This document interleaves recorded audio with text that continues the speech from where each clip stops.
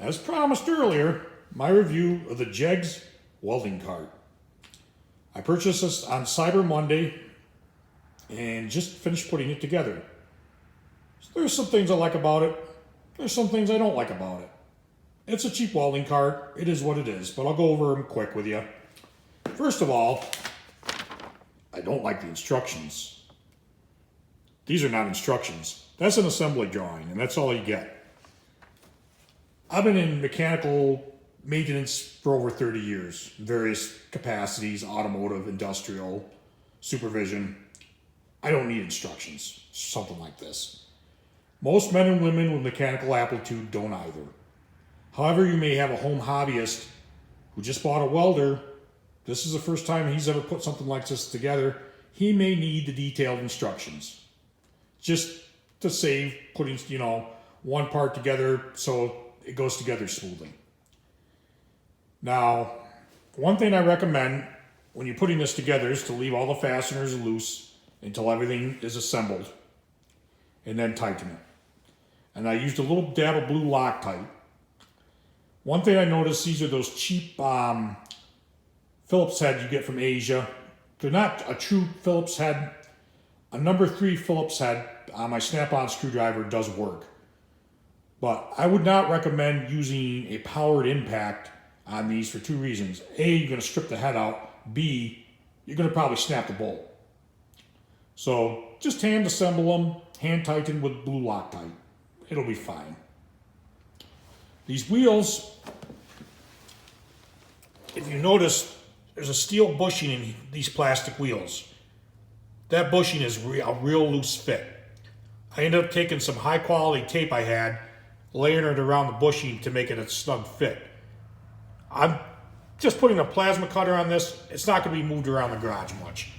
If this is something you're wheeling around a lot, I would recommend maybe going, the hole is 600 thousandths. That's just shy of 5/8. So you could probably go to your local hardware store or on McMaster car and get like a 5/8 outside diameter bushing. The shaft, I believe, was about 400 thousandths thick.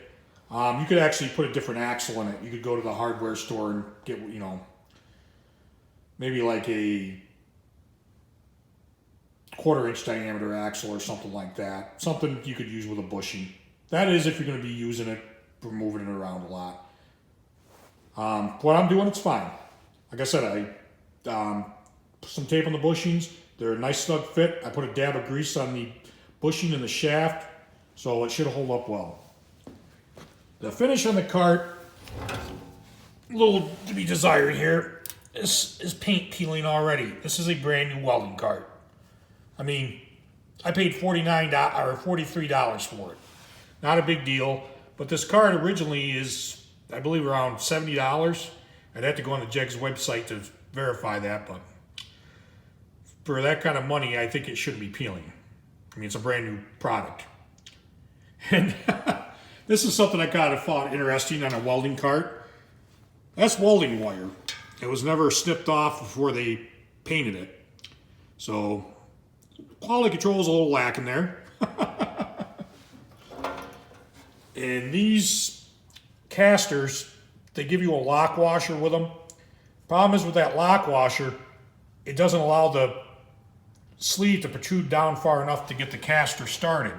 So I left the lock nuts out, the lock washers out, put a dab of blue Loctite on the threads, and put it together that way. It'll work fine. They got a couple of slots here. You can put a chain for a welding tank. I would have put another set of slots down there if I was Jegs, but as long as you're not really moving it around a lot for a small welding tank, it should be fine. If I had something tall, I would put a strap or something around that just to secure the welding tank. You do not want to break the top off a welding tank. Like I said, other than that, it's not too bad. This is not something I would use in an industrial setting. If I had like a fabrication shop, a body shop, something where I'm using it as a business. Home hobbyist, maybe you got a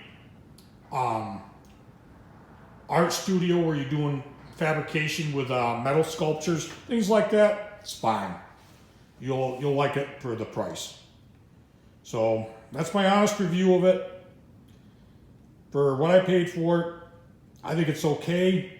It's not a bad value. But like I said, this is something that's more for a home hobbyist or somebody that does light work. I hope you enjoyed the review. Please hit the like button and subscribe for future videos. Thank you very much.